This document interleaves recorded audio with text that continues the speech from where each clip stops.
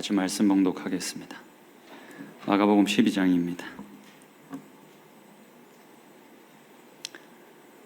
마가복음 12장 38절에서부터 44절까지의 말씀 같이 보겠습니다. 마가복음 12장 38절에서부터 44절까지의 말씀입니다.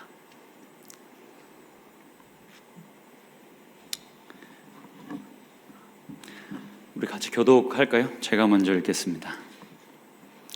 예수께서 가르치실 때에 이르시되 긴 옷을 입고 다니는 것과 시장에서 문안 받는 것과 회당의 높은 자리와 잔치의 윗자리를 원하는 선지관들을 삼가라. 그들은 과부의 가산을 삼키며 외식으로 길게 기도하는 자니 그 받는 판결이 더욱 중하리라 하시니라. 예수께서 헌금함을 대하여 앉으사 우리가 어떻게 헌금함에 돈 넣는가를 보실세.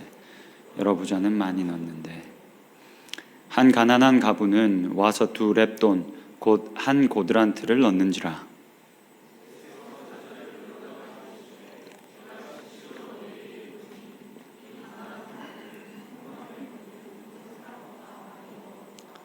같이 읽겠습니다. 시작. 그들은 다 풍족한 중에서 넣었거니와 이 과부는 그 가난한 중에서 자기의 모든 소유 곧 생활비 전부를 넣었느니라 하시니라. 아멘. 여러분 반갑습니다. 한 주 잘 지내셨습니까? 대학생들은 지금 축제 기간이라 하고 그래서 아주 좋은 시간을 보내고 있을 것 같고 또 직장인들은 특별할 날이 없죠. 그냥 그렇게 사는 거지. 예. 하나님께서 은혜 주셔서 매일의 삶이 우리들 가운데 은혜가 가득하고 기쁨이 좀 가득하면 참 좋겠습니다. 오늘 계속 우리가 마가복음 12장의 말씀을 살필 텐데요. 오늘 말씀의 제목은 생활비 전부를 넣었느니라 라는 제목으로 우리가 같이 말씀을 좀 나누면 좋겠습니다. 오늘 그 본문의 핵심은 가난한 과부의 이야기가 핵심입니다.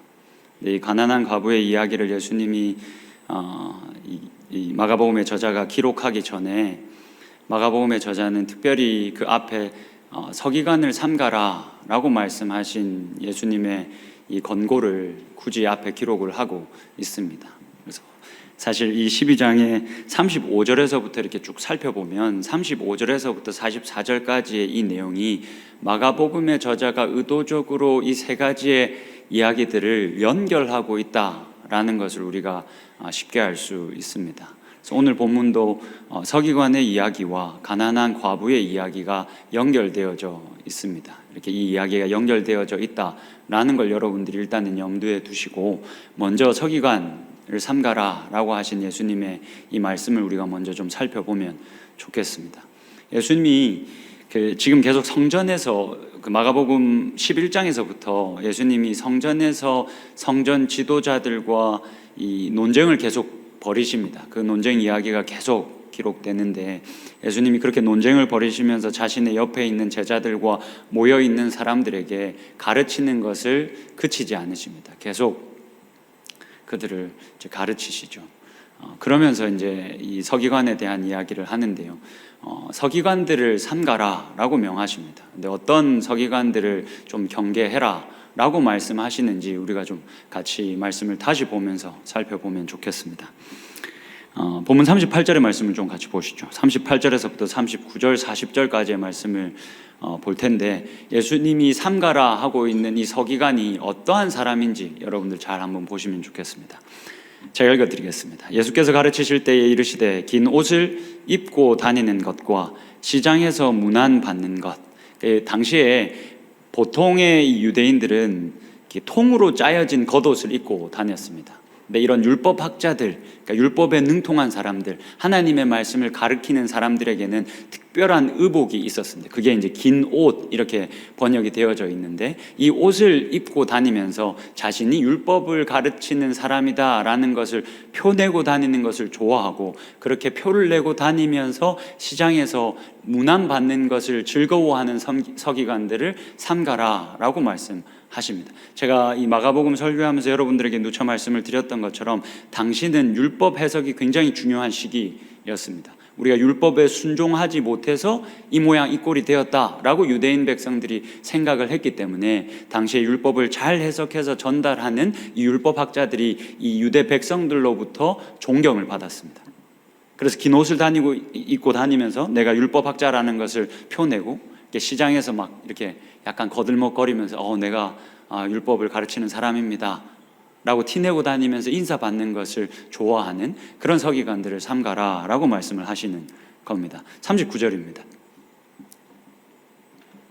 그리고 회당의 높은 자리와 잔치의 윗자리를 원하는 서기관들을 삼가라. 기본적으로 유대 백성들이 그 누구보다도 어떤 그 사두개인들 이렇게 해서 그래서 이제 이 예루살렘 성전을 중심으로 나름 그 시대의 기족 계층이었던 이 사람들보다 사실 이 율법학자들을 유대 백성들이 훨씬 더 존중했습니다. 그래서 그렇게 존중할 만한 율법학자가 오니까 뭐 이렇게 잔치나 이럴 때 오면 이 사람들이 어떻게 하겠습니까?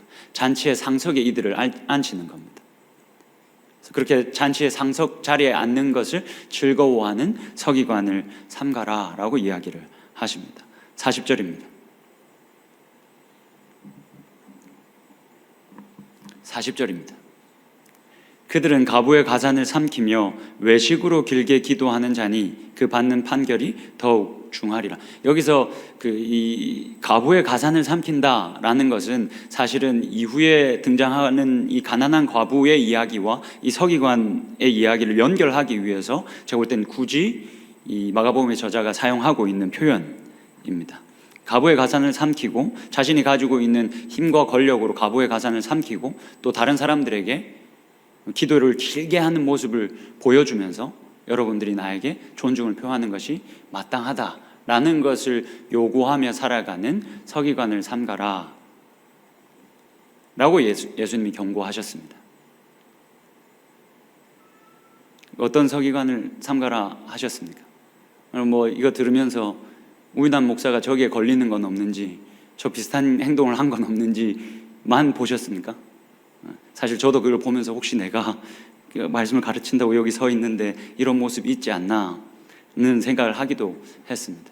근데 여러분 이걸 우리가 서기관에 대해서 시간을 많이 쓸 수는 없어서 한마디로 요약하면 어떤 서기관을 지금 예수님이 삼가라라고 명령하시는 겁니까?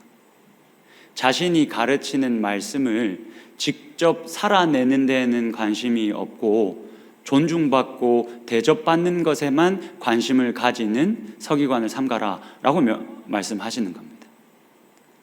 그러니까 서기관은 말씀을 가르치는 것도 율법학자들은 죄송합니다. 이 서기관이 대부분 율법학자들이 서기관을 했습니다. 그래서 여러분 이 복음서를 비교해서 막 보다 보면 어떤 복음서에서는 서기관이라고 하고 어떤 복음서에서는 율법학자라고 하고 어떤 복음서에서는 바리새인이라고도 합니다. 바리새인 중에 율법학자들이 많았고 율법학자들이 대부분 서기관의 역할들을 감당했었습니다. 그래서 이걸 그냥 섞어서 쓰는 겁니다. 그러니까 율법학자들은 율법을 잘 가르치는 것도 중요한 덕목이었지만 가르치는 그 하나님의 말씀을 살아내는 것, 이것도 아주 중요한 덕목이었습니다. 예수님이 지금 삼가라 하고 있는 이 서기관들은 그 하나님의 말씀을 겸허히 그리고 겸손히 살아내는 것에는 관심이 없고 자신들이 가르치는 그 말씀을 통해서 가르치는 율법을 통해서 존경받고 대접받는 것에만 관심이 있는 사람들을 삼가라 하시는 겁니다. 그리고는 이 마가복음의 저자가 이 서기관과는 아주 대조적인 인물으로 우리들에게 제시하는 인물이 바로 가난한 과부입니다. 그러니 이 가난한 과부는 어떤 사람으로 등장을 하겠습니까? 여러분 우리가 가난한 과부 이 두 렙돈을 겁없이 드렸던 이 말씀을 우리가 많이 들어왔지 않습니까? 우리가 이거 진짜 많이 들어왔지 않습니까? 그래서 사실은 해석이 굉장히 다양할 수 있습니다. 근데 오늘 이 마가복음의 저자가 구성해 놓은 이 문맥을 따르면 일단 그 문맥에 따라 이 해석을 조금 제한해 보면 이 가난한 과부는 어떤 사람으로 우리들에게 등장하겠습니까? 서기관과는 대조적인 인물으로 자신에게 주어진 그 하나님의 말씀을 직접 살아내는 인물로 등장하지 않겠습니까? 지금 우리들에게 경계하라 하신 그 서기관이 말씀을 가르치긴 하지만 그 말씀을 살아내는 데에는 관심이 없는 인물들로 묘사되고 있지 않습니까? 그러니 이 가난한 과부는 그와 대조적인 인물으로 자신이 받은 하나님의 말씀을 직접 살아내는 사람으로 우리들에게 소개가 될 겁니다. 자, 이렇게 이 대조가 되고 있다라는 사실을 염두에 두고 오늘 본문의 하이라이트인 이 가난한 과부의 이야기를 우리가 좀 들어가 보면 좋겠습니다. 41절과 42절의 말씀입니다. 우리가 이제 이 가난한 과부의 이야기를 좀 읽어볼 텐데 여러분 그냥 읽으시면 안 됩니다. 그래서 하나만 부탁을 드릴 테니까 여러분들에게 있는 공감의 능력을 최대한 끌어서 이 말씀을 좀 읽어 주십시오. 여러분들에게 공감의 능력이 그리 많지 않다는 걸 제가 잘 알고 있습니다. 아니 여러분 좀 설교를 이제 저는 익숙해졌습니다. 여러분들한테 당하는 그 무시와 그 외면에 익숙해져 있습니다. 근데 여러분 다른 분들이 이렇게 서시면 그게 익숙해지지가 않습니다. 여러분 잘 저번 주에 전돈 선교사님이 오셨습니다. 전돈 선교사님이 분위기를 풀고자 이렇게 개그를 하시지 않습니까? 여러분 제가 개그를 할 때도 진짜 여러분들을 웃겨보겠다는 생각으로 하지 않습니다. 그냥 분위기를 풀고 이 좀 딱딱한 분위기를 풀고 좀 부드럽게 말씀을 나눠보기 위해서 하는 겁니다. 그래서 여러분들이 우리를 공감한다면 저 사람이 진짜 나를 웃기기 위해서 하는 게 아니라 분위기를 좋게 하기 위해서 하는 거구나 라는 생각을 가지고 웃어줄 수 있는 거 아닙니까? 아니 그 성교사님 멀리서 왔는데 그렇게 안 웃으면 제가 뭐가 됩니까? 계속 등에서 땀이 계속 흘렀습니다. 아니 공감의 능력이 그렇게 없습니까? 웃기려고 하는 게 아닙니다. 이렇게 분위기를 풀자고 서로 좋자고 하는 거 아닙니까? 화를 내는 게 아닙니다. 여러분 그냥 말을 하는 겁니다. 그런 공감의 능력이 여러분들이 많이 없겠지만 공감의 능력을 살리셔서 말씀을 한번 보면 좋겠습니다. 어떤 공감을 여러분들이 하셔야 되냐면 이 가난한 과부가 여러분들의 어머니 혹은 여러분들의 누이일 수 있다라고 생각을 하고 한번 이 말씀을 읽어보십시오. 그렇게 공감을 한번 해보십시오. 41절입니다. 예수께서 헌금함을 대하여 앉으사 무리가 어떻게 헌금함에 돈 넣는가를 보실새 여러 부자는 많이 넣는데 한 가난한 과부는 와서 2렙돈 곧 한 고드란트를 넣는지라. 여러분 이 가난한 과부가 이 성전에 왔습니다. 이 성전에서 지금 예수님이 원래 이방인의 뜰에 있었지 않습니까? 이방인의 뜰에서 성전 막 이렇게 돈 바꾸는 자들의 상을 뒤엎으시고 하는 사람들의 상을 다 뒤엎으시면서 성전의 종교를 선언하셨지 않습니까? 마가복음 11장에서 그랬던 예수님께서 지금 조금 더 안으로 들어가셔서 여인의 뜰에 들어가신 겁니다. 여러분 이거 기억하십니까? 이거 제가 성전 사진을 가지고 온다는 걸 깜빡했는데 제가 저번에 보여드렸었습니다. 헤롯이 만들었던 그 성전에는 칸칸이 이렇게 나눠져 있었다라고 말씀을 드렸죠. 처음에는 이방인의 뜰, 그 다음에는 여인의 뜰, 그 다음에는 이스라엘의 뜰, 그 다음에는 이제 지성소가 들어가 있는 이 성전, 이렇게 나눠져 있었습니다. 지금 예수님이 여인의 뜰로 들어가신 겁니다. 이 여인의 뜰에는 13개의 이 나팔 모양을 가진 헌금함이 있었습니다. 그 헌금함에 지금 이 가난한 과부가 서서 헌금을 한 겁니다. 근데 예수님이 이 가난한 과부가 헌금을 하기 전에 오래전에 이미 그 자리에 서셔서 많은 사람들이 헌금하고 예배드리러 가는 모습을 지켜보고 계셨던 것 같습니다.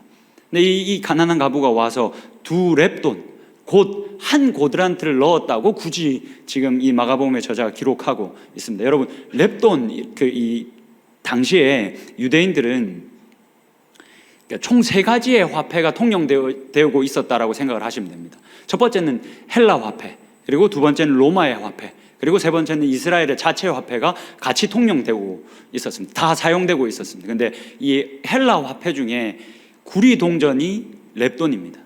그러니까 헬라 화폐 중에 가장 싼 것, 가장 가치가 낮은 것, 이게 렙돈입니다. 구리로 만들어진 동전이었습니다. 이 고드란트는 뭐냐면 로마의 화폐입니다. 이 고드란트도 구리 동전입니다. 가장 작은 단위의 화폐인 겁니다. 그럼 우리로 따지면 지금 막 10원, 1원 막 이렇게 되는 거죠. 그 두 렙돈을, 그 한 고드란트, 이 두 렙돈이 한 고드란트와 같은 가격인데 그거를 지금 넣었다. 그러니까 이 가부가 진짜 찢어지게 가난한 겁니다. 없어도 이렇게 없을 수 있나 할 정도로 돈이 없는 겁니다. 근데 그 가난한 가부가 가만히 와서 자신의 두 렙돈을 지금 바치고 있는 겁니다. 여러분의 어머니 혹은 여러분들의 누이다라고 생각을 한번 해보십시오. 가진 게 진짜 없는데 그걸 가지고 와서 지금 바치고 있는 겁니다. 조금 더 보시죠. 43절과 43절과 44절입니다. 예수께서 제자들을 불러다가 이르시되 내가 진실로 너희에게 이르노니 이 가난한 과부는 황금함에 넣는 모든 사람보다 많이 넣었도다. 예수님이 두 렙돈을 넣는 것을 보시고 굳이 자기의 제자들을 다 부르셨습니다. 다 불러서 지금 이 예수님이 이 성전을 떠나시기 마지막 장면이거든요. 예수님이 오늘 본문에서 마지막으로 성전에서 가르침을 마치신 다음에 이 성전을 떠나십니다. 떠나시기 직전에 이 제자들을 불러다가 굳이 이 가난한 과부의 이 행위를, 어떻게 보면 참 무모해 보이는 이 행위를 예수님이 칭찬합니다. 44절을 한번 보십시오. 그들은 다 풍족한 중에서 넣었거니와 이 과부는 그 가난한 중에서 자기의 모든 소유 곧 생활비 전부를 넣었느니라. 누구보다도 이 여인이 많이 헌금했다. 이 여인은 자신이 가진 모든 소유, 지금 모든 소유라고 번역되어져 있는 이 헬라어 단어는 여러분 생명으로도 번역이 가능합니다. 봐라, 이 과부는, 이 여인은 자신의 생명을 드렸다. 자신의 전부를 바쳤다. 야, 너희 좀 본받아야 되지 않겠니? 너희들 좀 본받아야 되지 않겠니? 라고 하시면서 칭찬하십니다. 여러분, 우리의 어머니 혹은 우리의 누이라고 한다면 여러분, 이 예수님의 칭찬이 합당한 겁니까? 제가 이 본문을 이렇게 준비하면서 이제 제가 믿음이 참 없어가지고 이 예수님의 칭찬은 칭찬이 아닐 거야 라는 생각을 가지고 이게 칭찬이 아닐 수 있는 근거를 찾기 위해서 열심히 노력했습니다. 못 찾았습니다. 여러분 잘 한번 생각해 보십시오. 진짜 이 여인은 자신의 생명을 드린 겁니다. 이제 자신의 전부를 다 드렸기 때문에 내일부터 굶어야 하고, 그렇게 굶다가 이제 굶어 죽어도 전혀 이상할 게 없는 여인입니다. 여러분, 당신은 북의 사회였습니다. 이 여인은 절대 커리어 우먼이 될 수 없습니다. 이제 다 드렸으니까 이제 굶어 죽을 일만 남은 겁니다. 여러분, 그러면 예수님이 불러다가 두 렙돈으로 그 과부를 구제해도 시원찮을 판 아닙니까? 아니, 더 많은 돈으로 네가 이런 믿음을 보였으니까 내가 더 큰 것으로 너를 먹고 살게 해주겠다 하고 구제해줘야 되는 게 더 맞는 것 아닙니까? 근데 예수님이 이 여인의 제가 볼 땐 너무 무모해 보이는 행위를 칭찬하시더라고요. 이게 진짜 마음에 안 들었습니다. 이게 진짜 마음이 불편했습니다. 뭐 저와 같은 경험들이 있으신 분들이 많이 있으실 텐데, 여러분, 우리 윗세대의 어른들이 이런 순전한 신앙을 가지고 있었습니다. 그런 분들의 대표적인 분이 저희 어머니이셨습니다. 앞뒤 안 가리고 다 하셨습니다. 물론 그때 저도 동조하긴 했습니다. 그리고 저희 아버지가 허리가 휘셨습니다. 예수님이 이걸 왜 칭찬하시는가? 여러분, 예수님이 칭찬하는 게 정말 합당한 겁니까?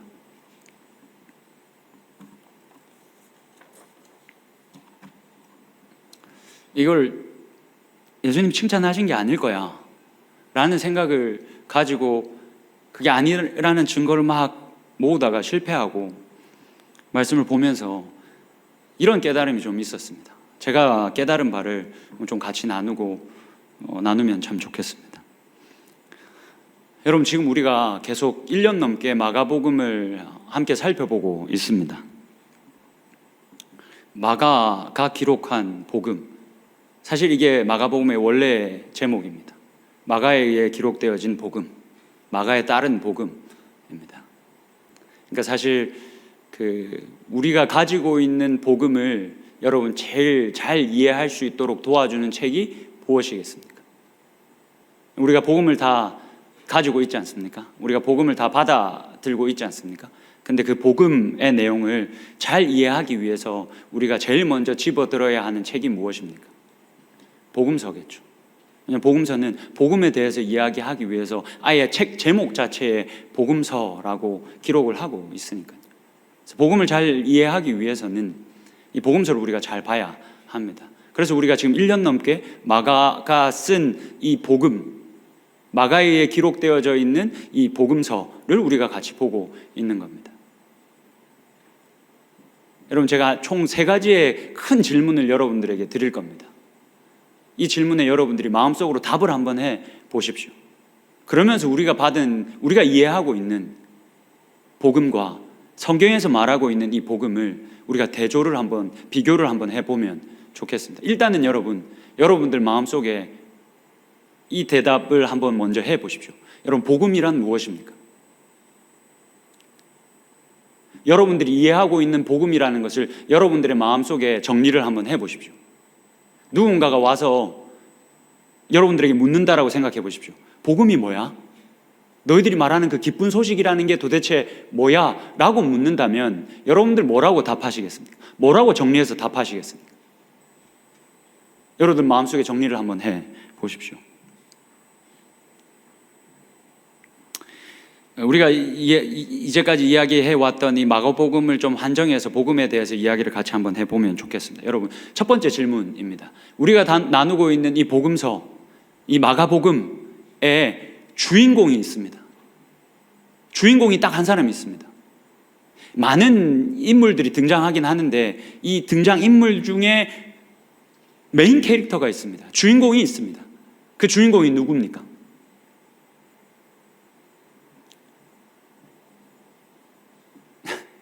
이렇게 이건 아시지 않습니까? 예수님이지 않습니까?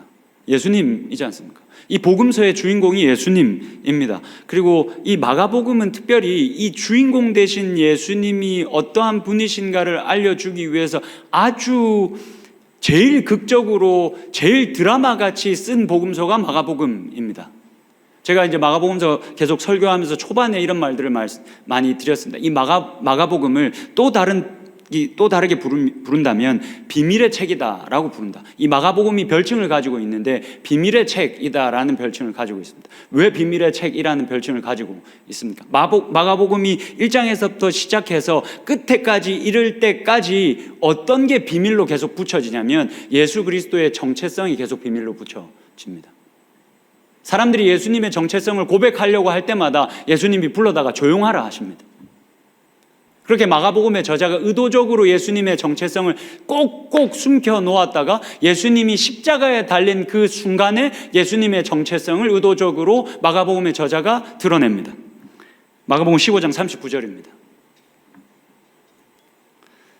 여러분들이 한번 읽어 주시겠습니까? 마지막 어떻게 보면 이 마가복음의 결론입니다. 같이 한번 읽겠습니다. 시작.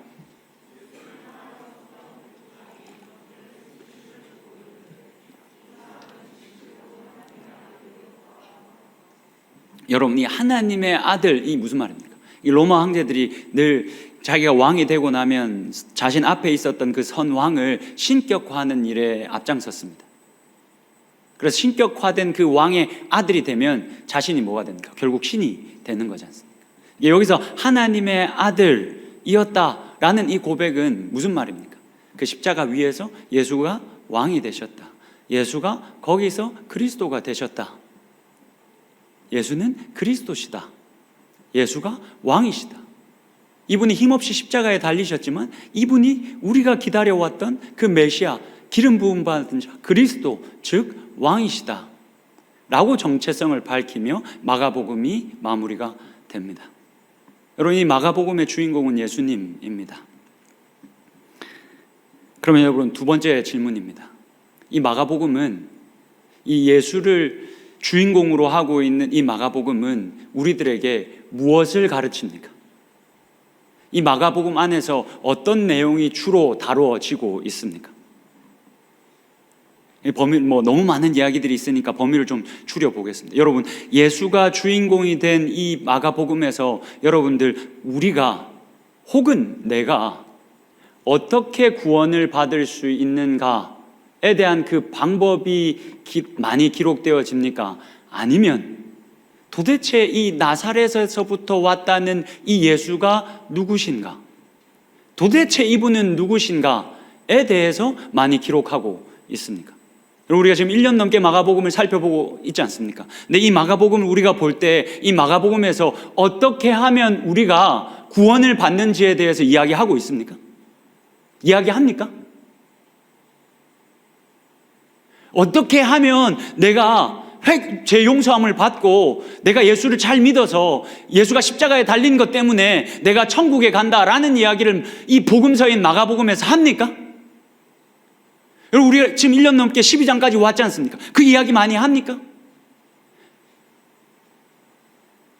어떤 이야기가 기록되어져 있습니까? 복음서에서 계속 뭐 이야기합니까? 도대체 이 예수가 누구인가? 이 촌놈처럼 보이는 이가 도대체 누구이신가를 이야기하지 않습니까? 그럼 복음서는 무엇을 가르치는 책입니까? 예수가 누구이신가를 가르치는 책입니다. 내가 어떻게 하면 구원을 받는지 방법을 가르쳐주는 책이 아니, 물론 그게 다 포함되어져 있습니다. 포함되어져 있습니다. 근데 여러분, 여실히 한번 보십시오. 마가복음을 여실히 한번 봐보십시오. 어디에 그런 방법이 기록되어져 있습니까? 전부 예수가 어떤 분이신지에 대해서 기록하고 있습니다. 그러면 여러분, 마지막 질문입니다. 그러면 복음이란 무엇입니까? 여러분, 복음이란 무엇입니까? 마가복음서의 주인공이 예수 그리스도이십니다. 그리고 그 내용은 예수가 누구신가, 나사렛 예수가 도대체 누구신가 라는 내용으로 가득 차 있습니다.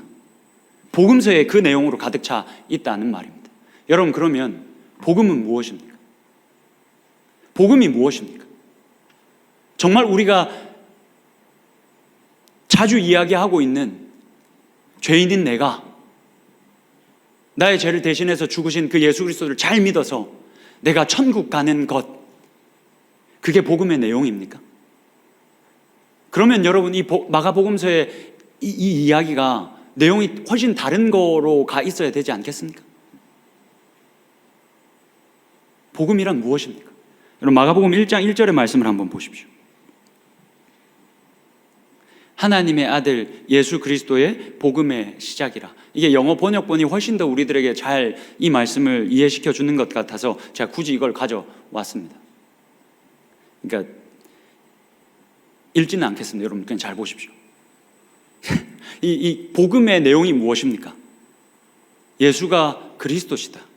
그걸 모를까 봐 하나님의 아들이시다. 예수가 즉 그리스도시고 이분이 하나님의 아들이시다. 이게 복음의 시작이다. 여러분, 이게 복음의 내용이고 이게 복음의 시작입니다. 무엇입니까?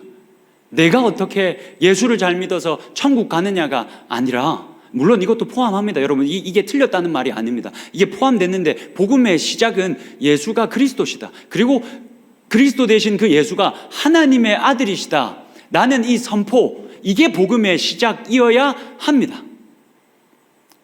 다음에 글을 한번 같이 보시겠습니다. 신약 성경의 저자들은 예수님을 가리켜 그리스도로 부르는 것을 주저하지 않았습니다. 실제로 신약 성경에서 예수, 그 그리스도, 이 정관사 더가 붙어 있는 겁니다. 는 135회나 언급됩니다. 한편 사도 바울은 그 그리스도, 예수라는 대체어를 89회나 더 사용합니다. 이것이 바로 복음의 본질입니다. 나사렛 예수를 그리스도라고 부르는 것은 그가 특정한 왕이라고 주장하는 것입니다. 다시 말하지만 예수 그리스도는 이름이 아닙니다.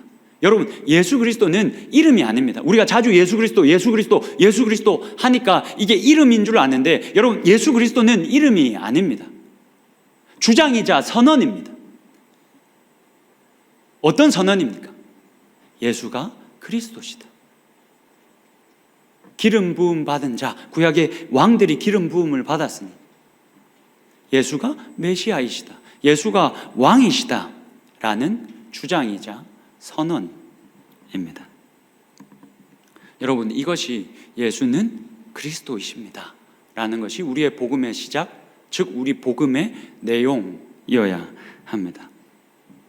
여러분, 여러분들이 정의하고 있던 복음에 대한 정의와 성경이 정의하고 있는 이 복음에 대한 정의에 차이가 조금 있지 않습니까? 우리의 이해에 좀 차이가 있지 않습니까?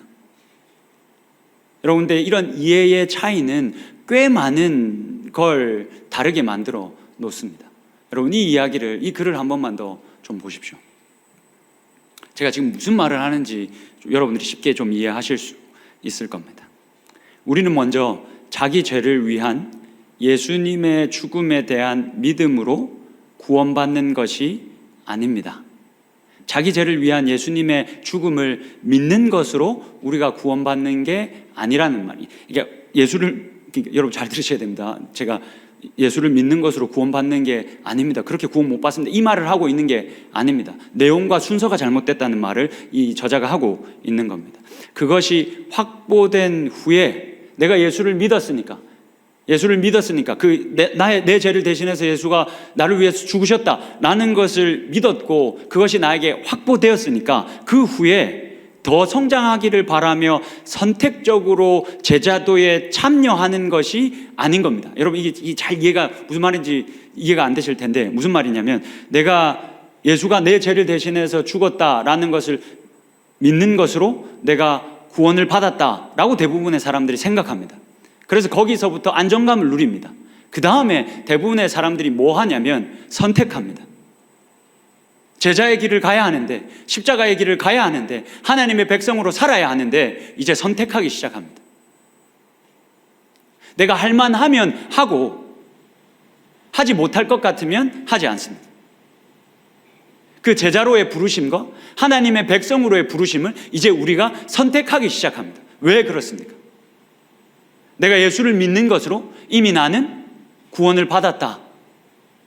그게 내가 알고 있는 구원이다. 그게 성경에서 말하고 있는 구원이다 라고 믿고 있기 때문에 그 이후의 삶을 이제 선택하기 시작합니다. 여러분, 이걸 선택하기 시작하면 두 렙돈을 드린 과부를 칭찬하는 예수님의 그 칭찬을 이해할 수가 없습니다. 나는 이미 예수를 믿는 것으로 그저 구원을 받았고, 이제 내가 제자가 되는 것, 하나님의 백성답게 살아가는 것, 이건 내가 충분히 선택해도 돼 라고 나도 모르게 그렇게 무의식적으로 생각하고 있다면, 두 렙돈이 드렸단다. 그 가난한 과부가 드린 그 두 렙돈을 칭찬하는 예수님의 그 칭찬을 절대 이해할 수가 없습니다. 근데 여러분, 그것 아십니까? 마가복음 내내 하나님은 예수님을 통해서 우리들에게 전부를 계속해서 요구하십니다. 부자 청년이 예수님을 찾아 나왔었습니다. 내가 모든 것을 다 지켰습니다. 내가 모든 것을 다 따랐습니다. 이제 내가 뭘 더 해야 할까요? 라고 물었을 때 예수님이 뭐라 하셨습니까? 네가 가진 소유를 다 팔아서 가난한 자들에게 나눠주고 이제 나를 따라라. 네 전부를 걸어서 나를 따라라. 그랬더니 그 부자 청년이 어떻게 합니까? 돌아서서 가버립니다. 하나님이 우리를 사랑하라 명령하셨을 때 뭐라고 말씀하십니까? 네 뜻과 네 마음과 네 힘과 네가 가진 모든 것을 다해서 주 너의 하나님을 사랑하라 라고 명령하십니다. 하나님께서 우리에게 전부를 다 요구하시는 그 요구가 마가복음 전체에 계속 기록되어져 있습니다. 조금 더 읽어보겠습니다. 오히려 우리는 왕이 되신 예수에 대한 충성을 선언하여 그 즉시 그의 제자가 된다. 이게 성경에서 말하고 있는 복음이다. 즉 우리가 예수님의 지혜롭고 주권적인 통치에 순종하기로 동의하여 그분의 삶의 방식을 받아들일 때 구원받게 되는 것이다. 그냥 내가 죄인이었는데 예수가 내 죄를 대신해서 죽은 것, 내가 그냥 믿는 것, 이게 성경에서 말하는 구원이 아니라 하나님이 세우신, 왕으로 세우신 그 예수의 주권적인 통치와 그 말씀에 내가 전적으로 동의하고 순종하며 살아가는 것, 그것이 성경에서 말하는 구원이다 라고 이야기를 하고 있는 겁니다. 여러분, 오늘 이 한 이야기로 그냥 오늘 이 말씀을 조금 마무리해 보면 좋겠습니다. 오늘 제가 인용한 말씀들이 다 우연히 이 매튜 베이츠라는 이 신약 학자의 글들을 제가 다 인용을 했는데, 이 사람의 이야기를 좀 해보겠습니다. 이 사람이 이런 이야기를 올려주신 예수 왕의 복음이라는 책에서 자신의 간증을 이렇게 풀어서 전달합니다. 이 사람이 대학에서 물리학과 공학을 전공했답니다. 물리학과 공학을 전공해서 열심히 공부를 하다가 어느 날 우연찮게 신약 성경에 관련한 강의를 하나 들었답니다. 근데 그 강의를 하나 들었는데 그 강의가 이 사람의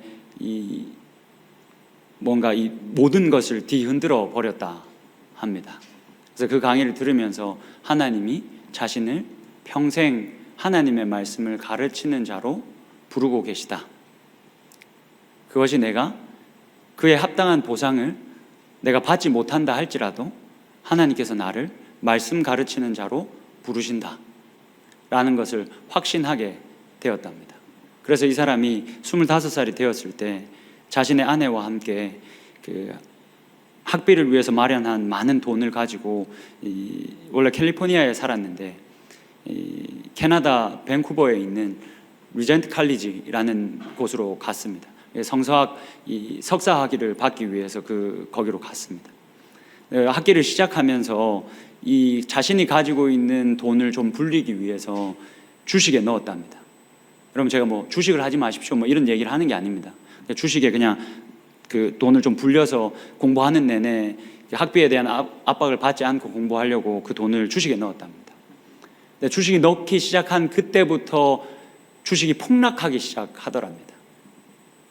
그래서 가지고 있던 돈을 다 잃어버렸습니다. 학비는 고사하고 생활비도 한 푼도 없을 정도로 돈을 다 잃어버렸습니다. 이 학위를 다 마치지 못하고 결국 짐을 싸서 자신의 고향으로 돌아왔습니다. 돌아와서 살림을 관리하는 일, 그게 이렇게 공원이 많으니까 그런 공원을 관리하고 돌아보는 그런 일들이겠죠. 그런 일들을 하면서 살았답니다. 근데 그 일을 하며 살면서 마음이 참 많이 힘들었다 합니다. 물론 그 보수가 많지 않았을 테니까 삶도 많이 힘들었겠죠. 근데 그런 삶을 계속 해 가고 있는데 한 친구가 자신에게 같이 일하자는 제안을 하더랍니다. 원래 이제 공학을 공부했으니까 프로그래밍을 좀 할 수 있었답니다. 그래서 자신이 한 6개월이고 1년이고 좀 가르쳐 줄 테니까 그걸 당신이 이렇게 배워서 어느 정도 실력이 되면 나와 함께 게임을 만드는 회사에서 같이 일합시다 라고 제안을 했답니다. 그 제안을 받았을 때 이 게임을 만들고 그렇게 하는 일이 나쁜 일이 아니라는 것을 너무나도 잘 알고 있었지만 하나님께서 자신에게 주신 이 성경을 가르치는 소명과는 충분히 부딪히는 일이다 라는 것을 자기가 잘 알고 있었답니다. 근데 그 사이에 이미 이제 그 일을 하면서 본 돈으로 원격으로 그 석사 학위를 다 마쳤습니다. 마쳤는데도 여전히 뭔가 자신이 성경을 가르치는 교수로 일을 하려고 하니 가능성이 그렇게 많아 보이지 않아서 고민하다가 결국 친구의 제안에 응합니다.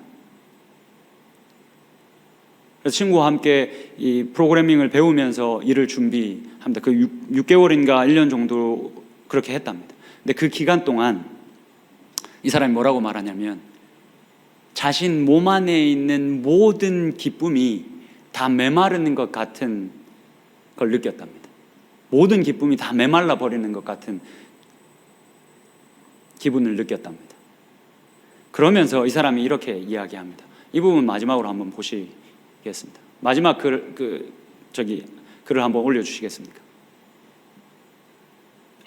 이미 올려주셨네요. 미안합니다. 그 전에 건 줄 알았습니다. 잘 한번 보십시오. 저의 주권을 행사할 때 제가 헌신적인 기독교인이기를 멈춘 것은 아니었습니다. 여러분, 이 사람이 이렇게 고민하고 잘못된 선택은 아니죠. 자신이 원하는 대로 자신의 길을 계속 선택할 때 뭐라고 말합니까? 자기가 헌신적인 기독교인이기를 멈춘 게 아니었다는 겁니다. 계속 자신은 열심히 신앙생활을 하고 있었다는 겁니다. 예수님의 구원 능력을 믿지 못한 것도 아니었다라고 합니다. 저는 단지 복음의 주된 목적을 실천적으로도 또 이론적으로도 제대로 배우지 못했을 뿐이었습니다. 비록 거꾸로 된 방식이긴 했지만 저는 결국 복음의 핵심 진리를 배우게 되었습니다. 그런 모든 이 험난한 시간들 속에서 결국에는 복음의 이 핵심을 배우게 되었답니다. 그 복음의 핵심이 무엇입니까?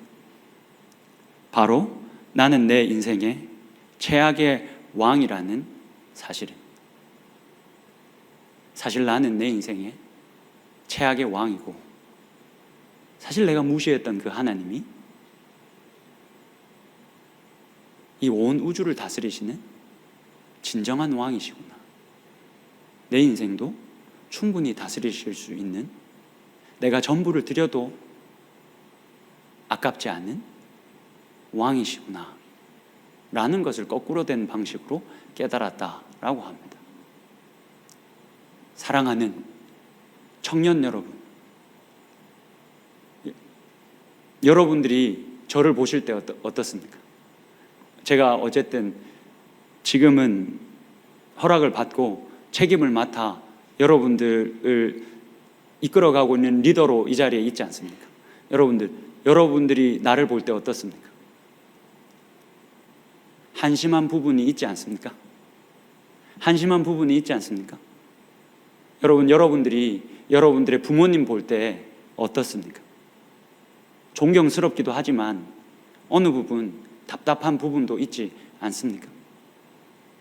여러분들이 교수님을 볼 때 왜 저것밖에 못 가르치지?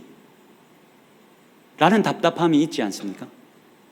여러분들이 상사와 일을 할 때 왜 저 사람은 저렇게 일을 하지? 왜 저것밖에 못하지? 라는 생각이 들 때가 있지 않습니까? 해보십시오. 해보십시오. 답답하면 나가서 해보십시오. 매주 한번 해보십시오. 이게 얼마나 죽을 맛인지 나와서 한번 해보십시오. 진짜 장난 아니지만 이 기회 있을 때 제가 도망가야 되나 이런 생각합니다. 여러분, 이제 공부하는 시간 다 지나서 여러분 나와서 한번 해보십시오. 이게 쉬운 일인지, 맡아서 하는 게 쉬운 일인지 해보십시오. 공부하고 있을 때, 준비하고 있을 때, 아주 작은 일을 하고 있을 때 우리는 내가 마치 다 할 수 있지 않을까라는 착각을 합니다. 그런데 아주 작은 것, 아주 별 볼 일 없는 거, 여러분 이 별 볼 일 없는 거라도 맡아서 한번 해보십시오. 이게 쉬울 것 같습니까? 결코 쉽지 않습니다. 이 작은 것 하면서도 매일같이 나의 부족함과 나의 한심스러움을 봅니다. 한때는 제가 여러분들이 리더로 있으면서 내가 여기 있어도 되나? 내가 나의 어떠함을 가진 것 때문에 청년들이 계속 어딘가에 멈춰 있을 텐데 내가 진짜 여기 있어도 되나? 이런 고민을 아주 많이 했습니다. 여러분 안 할 것 같습니까? 여러분 진짜 여러분들이 다 할 수 있을 것 같습니까? 여러분 미안하지만 그게 쉽지 않습니다. 여러분들이 진짜 능력이 많아서 다 할 수 있으면 참 좋겠는데 여러분이 진짜 쉽지 않습니다. 여러분들은 저보다 나아서 훨씬 잘할 수 있을지 모르겠습니다. 근데 여러분 객관적으로 비교해 봤을 때 누가 더 잘하겠습니까? 지금 이 성경에서 이 객관적으로 우리 하나님이 어떠한 분이라고 계속 증언되어지고 있습니까?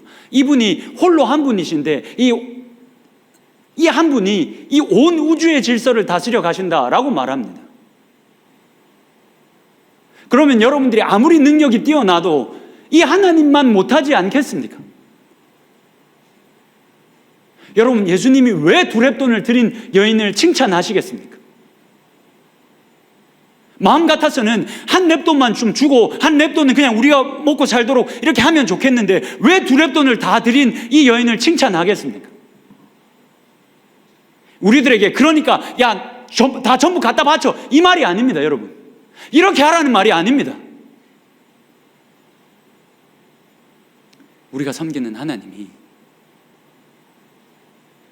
그분이 이 우주를 다 다스려 가시고 그 크신 하나님이 우리와 나의 하나님이 되신다는 겁니다. 우리가 해야 할 일은 그분께 피하는 겁니다. 목을 꼿꼿이 세우고 내가 할 수 있다, 나는 할 수 있는데, 당신은 못해도 나는 하는데, 그게 아니라 일찍 그게 좀 꺾여서 하나님이 하셔야 합니다. 하나님이 나의 왕이 되셔야 합니다. 하나님이 내 인생의 주인 되셔야 합니다. 내가 그렇게 하나님을 완벽하게 따르겠습니다. 완전히 주님을 따르겠습니다 라는 고백을 받기를 원하십니다. 그래서 예수님은 이 가난한 과부가 드린 이 두 렙돈을 칭찬하셨습니다. 그 하나님이 우리의 삶에 찾아오셔서 우리 모두가 그 왕이신 하나님을 인정해드리고 그 주인의 자리를, 마땅히 내어드려야 할 그 자리를 하나님께 내어드리며 살아갈 수 있는 저와 여러분이 될 수 있기를 주님의 이름으로 축복합니다.